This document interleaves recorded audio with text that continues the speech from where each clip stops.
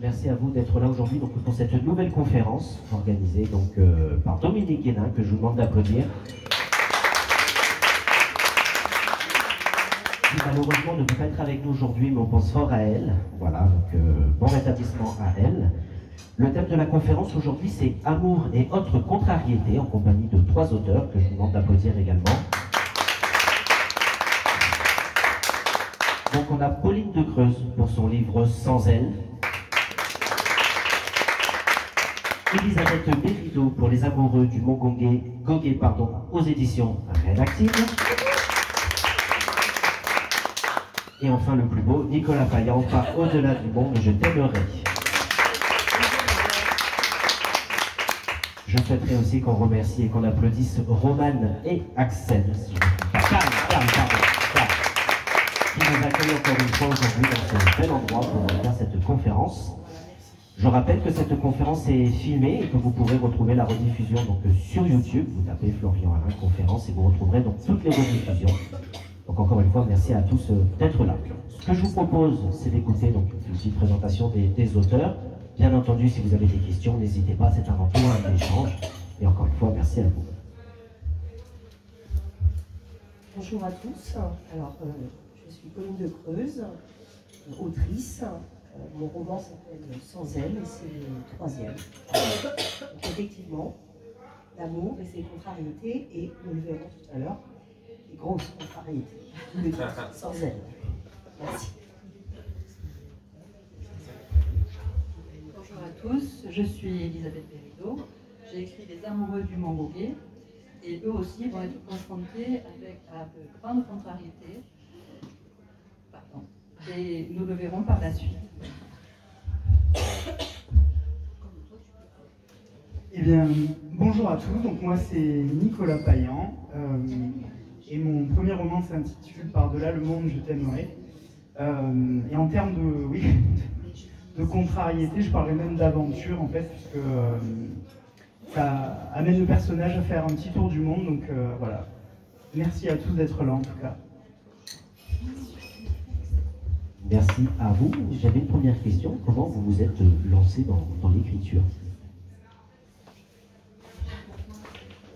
Alors, suite à une très grosse contrariété amoureuse, voilà, un très joli divorce. Donc, bon, voilà, j'ai toujours aimé écrire, mais finalement, un mal pour un bien, et je me suis lancée.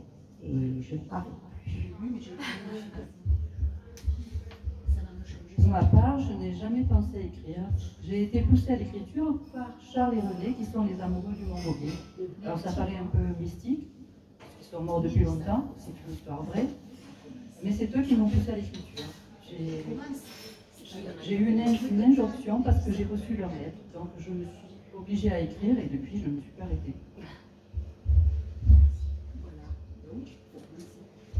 Eh bien, pour ma part, en fait, moi, j'ai toujours aimé raconter des histoires, créer des univers.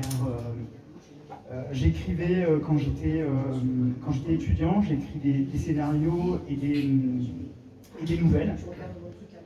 Mais ensuite, je me suis lancé plutôt dans une carrière dans l'audiovisuel. J'ai aujourd'hui une entreprise de graphisme. Mais j'ai pas mal bossé dans le cinéma, dans les séries télé, et avec toujours voilà, cet amour de créer des univers et raconter des histoires. Et en fait, il y a quelques années, j'ai commencé à prendre sérieusement des notes parce que je ressentais en fait un réel besoin de coucher sur le papier tout un tas de notions, d'idées qui me traversaient la tête. Et c'est comme ça en fait que j'ai commencé à rédiger le manuscrit de mon premier roman. Voilà, donc c'était plutôt en fait un besoin, et je rejoindrai un peu Elisabeth parce que des fois j'ai l'impression qu'il se produit quelque chose de particulier, comme si finalement c'est nous qui écrivons, mais comme si certaines histoires en fait venaient d'ailleurs et qu'elles avaient besoin d'exister sur le papier et de venir dans le monde réel. Donc voilà, je me sens parfois pas seulement auteur, mais aussi comme une sorte de messager en fait. Voilà. Je me permets juste de rappeler effectivement que la conférence est filmée, s'il vous plaît. Donc si vous pouvez juste parler un petit peu moins fort. Voilà, c'est juste parce que c'est filmé et qu'après quand on fait les montages, on entend les fonds derrière. Donc voilà, c'est juste de parler un petit peu moins fort, je suis désolé. Merci, pas de souci. On rappelle donc le thème de cette conférence est Amour et autres contrariétés. Quelle est la place de l'amour dans ce roman? Alors, je pense que dans mon roman, c'est vrai que l'amour guide vraiment mes personnages. Donc, sans elle, vous comprenez qu'il manque une partie du couple. Et on est plutôt sur un amour passionnel. Que se passe-t-il quand cet amour n'est pas suivi des deux côtés et qui ne répond pas aux attentes de l'un ou de l'autre? Donc, je dirais que c'est le fil conducteur. Et évidemment, avec les péripéties que ça peut amener. Donc oui, l'amour c'est peut-être le pilier de ce roman sans elle. Pour les amoureux du Mambogé, c'est l'amour du début jusqu'à la fin. C'est un amour passionné et qui évolue jusqu'au bout, de passion en passion.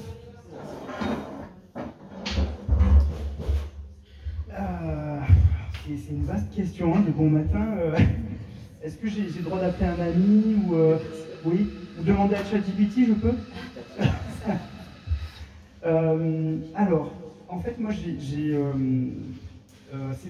une approche, dans une des facettes de ce roman, il y a une approche qui est un peu plus philosophique, j'ai envie de dire, qui dépeint un peu ma vision à moi. En fait, moi, je vois l'amour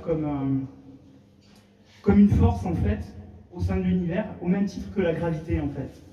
Comme une sorte de tissu qui compose absolument toute chose, qui est vraiment l'essence et la base de toute chose. Et en fait, je pense qu'on est fait de ça, nous, à la base. C'est vraiment notre essence première, avant d'arriver sur Terre, et même au fil de notre vie. Je pense que en fait, c'est le noyau dur qui nous compose. Et en fait, on arrive, ce noyau de lumière, ce noyau dur, il arrive sur Terre avec tout un tas de couches dessus, de blessures, de choses à conscientiser, de chemins à réaliser. Et au fil de la vie, en fait, on rajoute encore des couches de blessures sur, on va dire, cette petite forme d'oignon. Et en fait, quand on chemine et qu'on commence à guérir ces blessures-là, à éplucher l'oignon, et qu'on commence à se reconnecter en fait à ce noyau d'amour, en fait, on fait un chemin vers soi. On retrouve en fait cet amour propre finalement. Et c'est un peu de ça dont il est question dans mon livre. C'est un personnage qui va cheminer et qui va se reconnecter à cet amour propre et qui finalement pour moi est essentiel avant de pouvoir s'ouvrir aux autres, avant de pouvoir ouvrir son cœur à l'autre et avant de pouvoir recevoir de l'amour en retour. Et bien souvent, quand on fait le chemin inverse, c'est-à-dire qu'on va d'abord chercher l'amour avant d'aller chercher cet amour à l'intérieur de soi, eh bien ça ne marche pas forcément, il y a justement plein de petites contrariétés. Donc voilà c'est un peu mon approche personnelle. Merci. Merci beaucoup. Est-ce qu'il y a une question ou deux? Oui, moi j'aurais une question. Allez-y, je vous en prie. Il y a une phrase qui dit que personne ne fait rien sans amour. Donc pour vous, l'amour est-il universel et a-t-il plusieurs visages? Excellente question. Je te laisse la parole, Nicolas. Ah oui, pardon. Avec le micro, c'est mieux. On ne peut rien faire sans amour, c'est ça? Ben, justement, ouais, comme je l'ai dit, en fait, vu que pour moi, c'est vraiment à la base de tout. Effectivement, sans ça, en fait, est-ce que quelque chose existerait? Je sais pas, puisque moi, j'ai vraiment cette vision que l'amour, si c'est une force tangible, enfin aussi puissante que la gravité, elle peut peut-être courber l'espace-temps pour faire en sorte que deux personnes se rencontrent. Donc peut-être, ouais, c'est une bonne question, dans le sens où peut-être que oui, rien n'existerait sans ça. Et d'ailleurs, j'ai l'impression que le monde, en fait, tourne beaucoup plus mal quand on s'éloigne de ça, en fait, de cette vérité-là, qu'on s'enferme dans l'ego, qu'on s'enferme dans des conflits, qu'on fait des frontières, alors que finalement, dès qu'on ouvre son cœur et qu'on va vers les gens en écoutant son cœur et en mettant son ego de côté, c'est beaucoup plus simple. Donc, ouais, je suis assez d'accord avec ça. Bon, je ne sais pas si ça répond à la question, mais ouais. Peut-être qu'après 2-3 bières, ça sera plus fluide, je pense.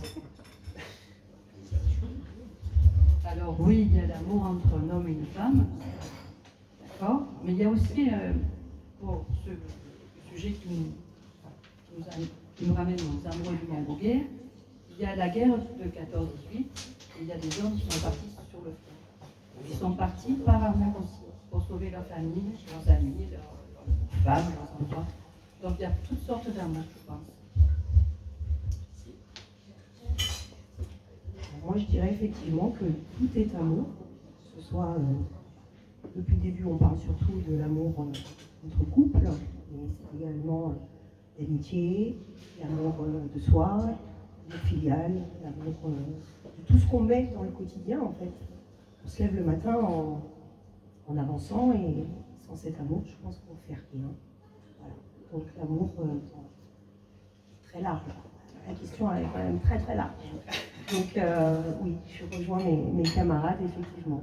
Sans cette notion, la vie est bien triste. Donc Florian. Ouais. Merci. Merci. Maïs. Est-ce que vous pensez tous les trois que l'amour peut exister sans contrariété? Et est-ce que vous auriez vu un intérêt à écrire un roman sur un amour sans contrariété? Parce que j'ai quand même l'impression que, enfin, c'est pas une impression, que vos trois romans sont basés sur un amour contrarié. Et donc, qu'est-ce que ça aurait pu être s'il n'y avait pas eu de contrariété? Est-ce que ça aurait pu exister et est-ce que ça vous aurait autant intéressé? Alors moi, je dirais que la vie est contrariété. Donc, un amour sans contrariété, c'est de l'utopie. Donc, je ne suis pas sûre que ça puisse vraiment exister. Alors, est-ce que ça m'aurait autant intéressé d'écrire? Je pense que je ne suis pas formatée parce que, justement, comme tu poses la question, la vie est contrariété. Donc, voilà. Et on écrit aussi en fonction de... Enfin, moi, quand je me mets derrière mon ordi, voilà, j'ai aussi ma journée, j'ai aussi ce que j'ai vécu, ce que j'ai ressenti. Et la vie n'est jamais lisse, en fait. Donc, non, mais du coup, tu aurais pu avoir envie d'écrire sur un monde imaginaire qui serait bisounours ou... Non. Personnellement, non. Voilà. Alors, je ne sais pas, je ne pourrais pas te l'expliquer, mais peut-être parce que c'est aussi toutes ces contrariétés qui font que l'amour est intéressant, en fait. Voilà, sinon on s'ennuie un petit peu. Voilà. Merci. Oui, l'amour plat sans contrariété, il n'y a pas de but. J'aurais pas pu écrire s'il n'y avait pas eu des contrariétés. Dans mon livre, il y a des contrariétés extérieures, il y a des contrariétés intérieures, il y a des jalousies, des coups de gueule, quand on se dispute, c'est très intéressant. L'amour vu de ce côté-là. Donc sans ces émotions-là, parler d'amour, c'est inutile. Non, je ne vois pas. Merci. Ouais, c'est une très bonne question. Bah, c'est vrai que d'un point de vue littéraire, effectivement, s'il n'y a pas de contrariété, bon, bah, il y a moins d'accidents, on va dire, au sein de l'histoire, quoi. Il y a moins de drames, moins de... Donc effectivement, ça peut être un peu plus lisse.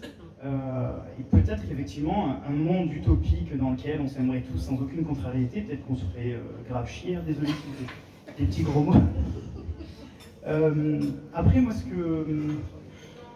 pour parler de manière tout à fait personnelle, ce que je constate au final dans mon histoire d'amour personnel à moi, ou dans ce que j'ai pu vivre, les contrariétés, en fait, soit on les prend de pleine face avec notre ego et on dit bah merde, là tu m'as gonflé, ça se passe pas comme j'ai voulu, ou alors on peut justement les écouter avec le cœur et dire mince, là ce qui vient de se passer, en fait ça m'a contrarié, mais finalement ça raconte quelque chose sur moi. Donc en fait je pense que l'amour sans contrariété, c'est un amour qui te fait pas avancer. Donc peut-être que l'amour avec des contrariétés, si on sait l'accueillir en fait et regarder en face ce que ça raconte sur nous, c'est une invitation en fait à s'ouvrir, à se développer, à s'améliorer, à devenir une version meilleure. Mais paradoxalement aussi, c'est peut-être une invitation à aimer sans condition la personne qui nous contrarie. Et je trouve que ça aussi c'est intéressant. Est-ce qu'il y a une autre question? moi, j'aimerais bien qu'on rentre un petit peu plus dans vos livres respectifs. Toi, Pauline, donc c'est ton livre, c'est Sans elle. Est-ce que tu peux nous expliquer, nous raconter un petit peu l'histoire? Alors, Sans elle, dès le départ, on annonce la couleur. Isée, mon personnage féminin, n'est plus là. Elle est décédée. Elle n'est plus là. Et on va essayer de remonter le temps à travers les paroles de son amie et de comprendre pourquoi elle n'est plus là. Effectivement, sous cela, il y a une histoire d'amour qui démarrait plutôt très bien et qui a pris un autre chemin. C'est pas la seule raison de sa disparition, mais c'est effectivement très sous-jacent tout au long du livre. Et donc là on parle de très grosses contrariétés, mais effectivement, qu'est-ce qu'on fait? Qu'est-ce qu'on fait après, une fois que la personne n'est plus là? On se remet en question, on réfléchit, on continue d'avancer, et est-ce qu'on est capable de se remettre en question déjà, et d'essayer de comprendre pourquoi est-ce que l'amour peut aussi amener à cette forme de tragédie, parce que c'est aussi une tragédie. Voilà. Sans elle, c'est quand il manque une partie du couple. Du coup, ça veut dire que c'est le personnage masculin, le narrateur, dans ton roman? Pas du tout. Non. Non. C'est qui? Tu peux le dire sans trahir. C'est sa meilleure amie, en fait, qui, le jour des obsèques, en fait, font ça. Et on suit, c'est juste quelques heures, en fait, avec elle, et on suit les grandes étapes qui ont mené Isée à cet acte dramatique. Ah, c'est un suicide? Élise, je t'invite à lire ce fabuleux livre. Tu m'y invites très bien. Voilà, je te remercie. On rappelle qu'après la conférence, il y aura une rencontre avec des échanges et des dédicaces, bien évidemment. Ensuite, on a donc Elisabeth Berrido pour Les Amoureux du Mont Goguet aux éditions rédactives, dont justement on salue la présence de Maëlys Père, directrice de publication, qu'on peut applaudir. Qui nous a offert une très belle conférence le mois dernier, donc encore une fois merci, avec deux auteurs présents aussi. On a Tali Bagnères et Valérie qui sont là aussi pour les inviter. Page rédactive d'un auteur talentueux aussi, on a Emmanuel Statopoulos, salut jeudi bien entendu. Et bien évidemment Marie. Voilà. Elisabeth, Les Amoureux du Mont Goguet, est-ce que tu peux nous en parler plus précisément? Alors les amoureux, c'est Charles et Renée. Ils ont pour elle 14 ans, pour lui 19 ans. Le Mont Goguet, c'est un lieu dit au sommet de Nantes, un quartier de Nantes. Et ils habitent la rue Le Plat-Maurice, dans des maisons mitoyennes. Ils habitent l'un à côté de l'autre et ils tombent amoureux. Ils sont jeunes. C'est un amour fou.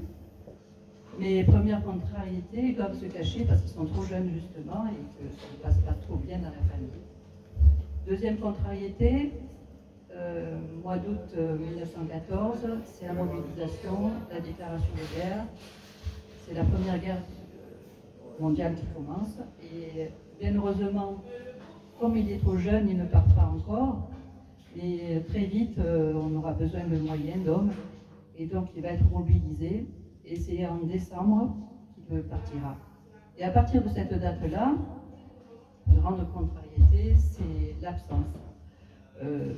Renée est amoureuse folle de lui, et l'absence pour elle, c'est un déchirement. À tel point que quand elle lui écrit, elle lui dit qu'il est un dieu pour elle. Donc cette absence va être compensée par l'écriture. Ils vont devenir tous les deux épistoliers, amateurs. Et grâce à ces lettres que j'ai pu avoir en main, j'ai pu connaître leur amour et la profondeur de leurs sentiments et de ce qui s'est passé pendant cette guerre-là. C'est un témoignage extraordinaire que j'ai eu en main et j'ai pu voir aussi que leur amour d'enfant à évoluer en amour de femmes et d'hommes plus matures. Voilà. Et ce sont tes arrière-grands-parents. Ah oui, j'ajoute que ce sont mes arrière-grands-parents. C'est important. Alors, c'était quoi la question déjà? Alors si tu pouvais nous présenter ton roman. Oui. Moi c'est l'histoire en fait d'un jeune homme, Tristan, qui a 23 ans, et qui habite Aix-en-Provence, et qui en fait un jour, dans un arrêt de bus, il fait une rencontre, comme ça n'arrive certainement, probablement, qu'une fois dans une vie, peut-être deux quand on a de la chance, beaucoup de chance. Donc il rencontre une jeune fille, et c'est le coup de foudre, mais vraiment le coup de foudre absolu. Et en fait, ils passent le reste de la journée ensemble, la nuit ensemble, et le problème, première grosse contrariété, c'est qu'en fait, elle a un tour du monde prévu depuis 2 ans, un voyage en fait qu'elle prépare depuis 2 longues années, et le départ, c'est le lendemain. Donc voilà, pas de bol. Bon, c'est pas du vécu, hein, je vous rassure tout de suite. Et donc la première question qu'on se pose, c'est bon, qu'est-ce qu'il va faire en fait, Tristan? Est-ce qu'il va continuer sa petite vie tranquille, ou bien est-ce qu'il va tout remettre en question et partir à sa poursuite, parce qu'en fait, il n'endort plus la nuit et il n'a jamais ressenti en fait quelque chose d'aussi puissant. Et petit à petit, en fait, c'est une histoire qui se transforme un peu un peu en récit de voyage, mais surtout en quête initiatique. En lien en fait avec ce dont je parlais tout à l'heure, c'est-à-dire et finalement dans la vie des fois ça peut être intéressant de se découvrir d'abord soi-même, de se rencontrer soi-même, et voire même, je sais plus je crois que c'est une autrice américaine qui a dit ma vie a changé ma vie a incroyablement changé à partir du moment où je suis tombée amoureuse de moi. C'est-à-dire à partir du moment en fait, où on commence à guérir nos blessures intérieures, à s'aimer un petit peu plus. Et finalement à remettre en question aussi toutes nos croyances. Et voilà, donc ce livre en fait c'est un peu une invitation au voyage au sens premier du terme, mais aussi une forme de voyage intérieur. On rappelle, c'était Par-delà le monde, je t'aimerai, qui on précise a eu le premier prix du Salon Castellet 2023, donc on peut l'applaudir. Voilà. Qu'il y ait des faits réels, que ce soit de la fiction, comment avez-vous construit votre roman? Comment avez-vous construit vos personnages? On aime bien la dire ça. Alors, pour ma part, je pars toujours avec une idée. Voilà. J'ai des prénoms, ou une situation, ou des gens que j'ai rencontrés, ou un article que j'ai lu. C'est une rencontre. Déjà, ça commence par une rencontre fortuite. Et de là, je pose les choses. Des fois, ça peut prendre quelques semaines, quelques mois. Et une fois que je suis lancée, je suis lancée. Je sais d'où je pars, je sais où je vais. Après, en fonction des contrariétés de la vie ou pas, mes personnages évoluent aussi avec les états d'âme, avec l'envie que j'ai envie de leur faire vivre, en fait, les péripéties que j'ai envie qu'ils vivent. Voilà. Donc, comment ça a été construit? Je répondrai tout simplement en fonction des contrariétés de la vie de chacun et en partant de ma vie à moi. Voilà, tout simplement. Merci. Alors moi, j'ai rien construit du tout. J'ai été obligée de suivre les lettres par ordre chronologique, du début jusqu'à la fin. Donc j'ai suivi mes amoureux dans leur aventure, dans leurs sentiments, dans leur désespoir, dans leur espoir, leur amour profond. Et donc ça a été relativement facile, quoique pas tant que ça, parce que reproduire des lettres pour ne pas que le lecteur s'endorme, c'est compliqué de mêler à la fois la réalité et l'extérieur. C'était difficile de concentrer tout ça. Mais enfin, bon, c'était relativement facile à écrire. Et quelle est la part d'imagination que tu as? Alors, en fait, il y a très peu d'imagination parce que je m'appuie sur l'histoire vraiment réelle, tout ce qui s'est passé pendant la guerre de 14-18. Je me suis donc documentée, mais pour le rythme, je ne suivi que les lettres.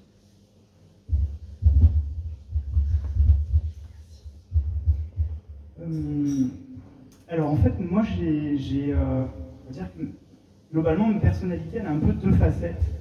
C'est-à-dire que j'ai un côté très cartésien, avec un bac scientifique, un diplôme d'ingénieur, tout ça. Et un côté beaucoup plus perché, en fait. Un peu plus barré, un peu plus spirituel, on va dire. Et en fait, moi, ma narration, mon histoire, je l'ai construite de deux façons. Avec donc il y a une structure, en fait, qui est très travaillée, où j'ai élaboré un squelette dans lequel j'ai incorporé plein de thématiques qui me tenaient à cœur et que je voulais aborder dans le roman. C'est un peu comme ça aussi que j'ai construit les personnages, de manière très méthodique, voilà, en insérant en fait des notions qui me tenaient à cœur. Et en même temps, en fait, de manière très intuitive, avec carrément des chapitres entiers qui arrivent comme ça d'un coup quand on est sous la douche et il faut vite se dépêcher de sortir, de se sécher et d'écrire avant que ça se barre. Donc voilà, il y a vraiment tout un côté comme ça qui est assez intuitif, qui est lié aussi à pas mal d'expériences personnelles que j'ai vécues en essayant plein de thématiques, de formes de thérapie, du chamanisme, des trucs comme ça qui nous ouvrent en fait les yeux en tant qu'occidental sur des thématiques en fait qui sont assez très très éloignées de notre manière de vivre. Voilà. Il y avait une question de la part de Thalie. C'était pour Elisabeth par rapport à ce que tu disais. Donc quand tu dois rester proche de la réalité, comment tu as fait tes recherches pour être vraiment au plus proche pour tes personnages, mais aussi pour la partie historique? Alors pour la partie historique, j'ai consulté les archives, l'histoire du quartier, le recensement de la population, j'ai regardé qui habitait dans cette fameuse rue Le Glamoris. Ça m'a super intéressée. Et d'ailleurs, j'ai fait vivre certaines personnes, j'ai repris des noms de certaines personnes qui habitaient à l'époque et j'ai fait vivre des personnages. Puis après, j'ai suivi le régiment de mon arrière-grand-père. Là, je suis allée sur le site Mémoire des Hommes et j'ai pu suivre son régiment. Et par rapport à ce qu'il disait dans les lettres, j'ai pu suivre le régiment en fonction des lieux où il passait, etc. Donc j'ai vu que vraiment c'était très très proche. J'ai pu connaître ses commandants, ses généraux, avec qui il a combattu. C'était pas mal. Moi, j'avais une question pour toi, Elisabeth. Oui, j'avais une question parce qu'en fait, tu es partie des lettres, mais est-ce que, au préalable, tu avais eu déjà des conversations avec tes grands-parents? Je ne sais pas, est-ce que tu en avais déjà parlé, évoqué certains points? Alors, dans la famille, il était resté des choses, bien sûr, des témoignages des anciens qui racontaient leur histoire parce qu'il s'est passé des petits trucs dans la famille. Donc tout ça, je l'ai relevé. J'ai connu un des deux personnages, qui était mon arrière-grand-mère, qui a vécu assez longtemps pour que je la connaisse. Elle était Nantes, donc je ne la connaissais pas si bien que ça. C'était une femme froide, assez raide. Elle était difficile d'approche, mais moi j'étais jeune aussi, donc je n'avais pas trop d'intérêt. Mais je le regrette aujourd'hui parce que je lui aurais posé plein de questions.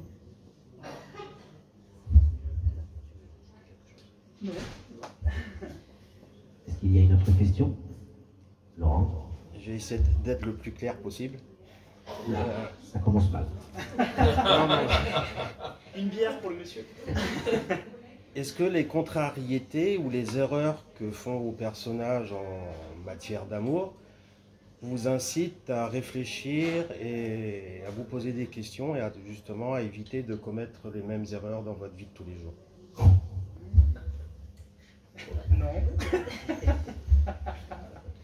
Alors, si, oui, je dirais oui, dans le sens où effectivement on se questionne. De toute façon, écrire un livre, c'est se questionner sans cesse sur ses personnages, sur leurs actions, sur leur façon de penser. Effectivement, il y a toujours un petit peu une part de nous à travers les personnages. Oui, alors c'est un sujet très vaste, on en a parlé longuement depuis tout à l'heure, c'est un sujet qui me tient beaucoup à cœur. Et c'est un vaste sujet qui me questionne en permanence. Donc oui, qu'est-ce qu'on aurait pu faire? Qu'est-ce qu'on pourrait faire? comment je me comporte, est-ce que je réagis bien, est-ce que je le vis bien, est-ce que j'extrapole pas, est-ce que on se questionne sans cesse. Et oui, moi je pense que ça me permet de prendre du recul sur mes propres expériences et alors, je ne dis pas que j'ai la solution, mais peut-être d'appréhender les choses et d'avancer avec une nouvelle vision. Voilà. Voilà, Laurent. Merci. Non, pour ma part, non, ce n'est pas le cas, mais j'ai pu découvrir cette histoire d'amour qui m'a touchée, c'était émouvant, parce que quand ça vient de votre famille, c'est toujours touchant. Et que dire d'autre qu'il fallait que je l'écrive, c'était comme ça. C'est le seul témoignage qui laisseront de leur amour, donc il fallait que je l'écrive.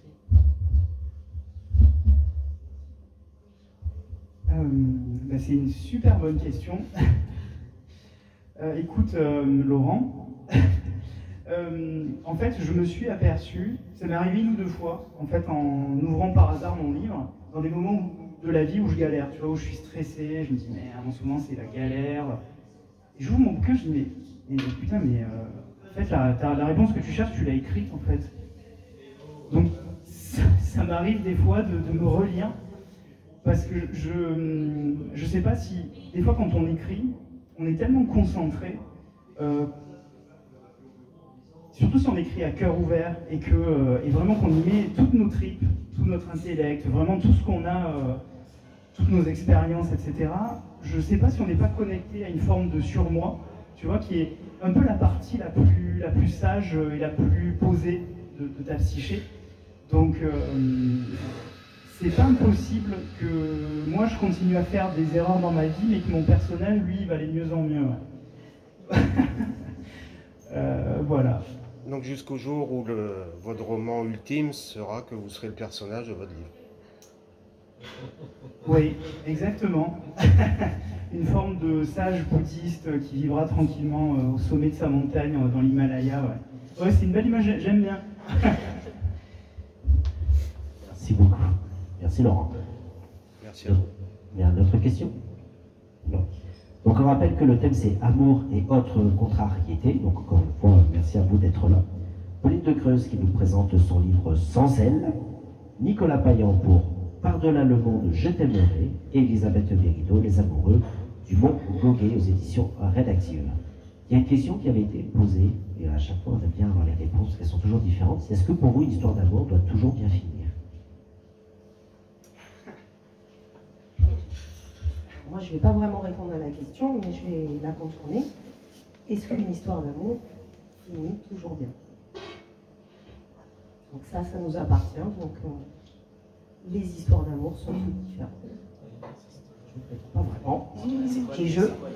Ah, Florian, c'est quoi l'histoire d'amour en soi?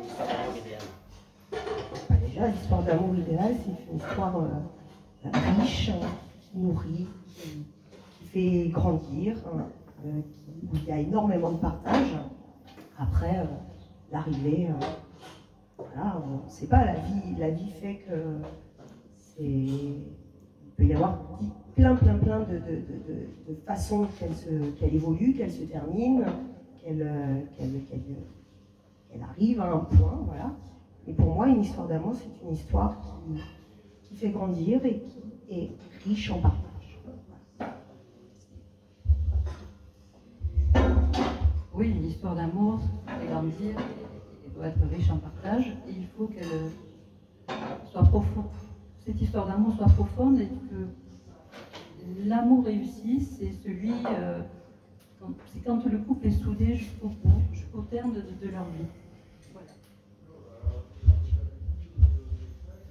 Voilà.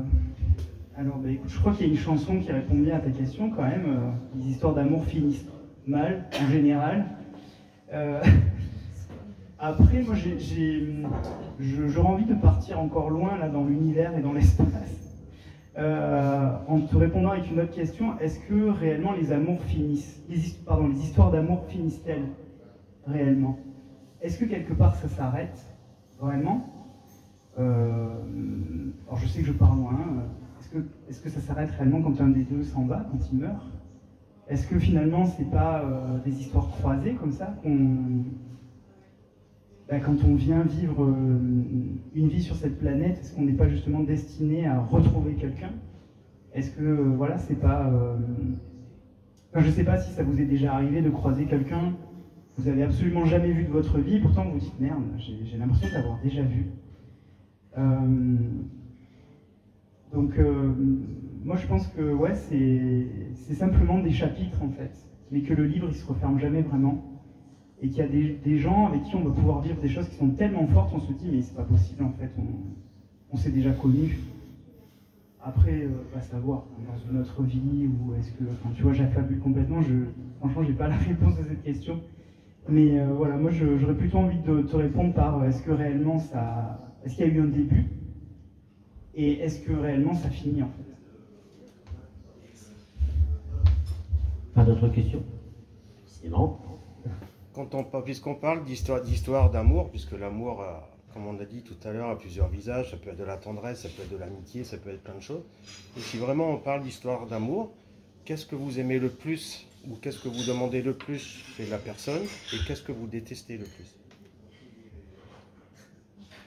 J'aime bien le regard des auteurs à chaque fois qu'ils posent une question aussi. Qu'est-ce que j'aime le plus? Quelle est la qualité que vous attendez le plus et qu'est-ce que vous détestez le plus? La qualité, je pense que c'est on va dire la richesse des moments passés avec la personne. Ce que je déteste le plus, justement cette richesse, elle s'épuise en fait, et qu'il n'y a plus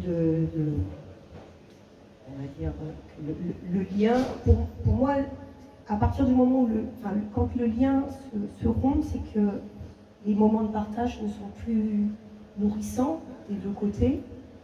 Alors après, qu'est-ce que je déteste le plus? Il y a plein de choses que je déteste, mais après, est-ce qu'on dit le mot détester qui m'agace, je dirais? Ça, c'est des petites choses du quotidien, Laurent. Oui, tout à fait. Non, mais qu'est-ce que vous détestez le plus chez une personne, par exemple? Est-ce que c'est le mensonge. Le mensonge. Voilà, le mensonge. Une richesse entre un homme et une femme, en tout cas dans la relation amoureuse ou amicale, je pense que c'est la confiance, tout simplement, et les projets, la confiance et la richesse des moments passés ensemble.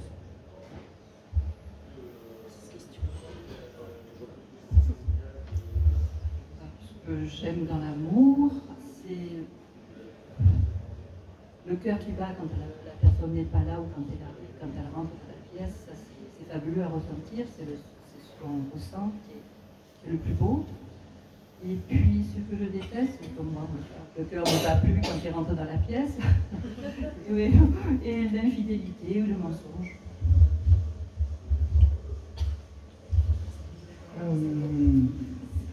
C'est encore une très bonne question.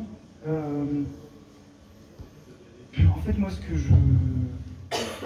j'apprécie le plus, ce que j'aime le plus, à la limite, peut-être c'est même un besoin, c'est l'authenticité, en fait. J'ai besoin de sentir que la personne, elle est authentique, qu'elle porte pas de masque. Et dans ce que je déteste, en fait, j'ai envie de te répondre, de répondre un peu comme tout à l'heure. En fait, quand la personne va faire quelque chose que je vais détester, qui va, en fait, je me dis, mais ça vient toucher quelque chose chez moi, en fait. Et du coup, j'ai envie de m'interroger, mais pourquoi est-ce que je ressens ça? Pourquoi, en fait, ça me fait réagir de manière aussi négative? Finalement, ce que je déteste chez elle, qu'est-ce que ça raconte sur moi, en fait? Donc voilà, je le verrai plutôt comme ça. Après, bon, c'est vrai qu'il y a des moments où ça peut être vraiment très pénible. Mais je ne saurais pas trop dire. Ouais, le manque d'authenticité, le mensonge. Et là, encore une fois, ça m'amène aussi à m'interroger, tu vois, sur moi, de quelle manière, en fait, je peux gérer cette situation et finalement, qu'est-ce que ça vient toucher en moi, en fait. C'est pour ça qu'on dit d'ailleurs qu'une histoire d'amour ne naît, ni ne se construit, ni ne meurt sur du mensonge. Sur des mensonges. Est-ce qu'il y a une autre question? Non? Donc moi, ce que je vous propose, c'est de continuer les échanges autour d'une séance de dédicaces. Donc je vous rappelle qu'on avait avec nous Pauline de Creuse pour son livre Sans elle.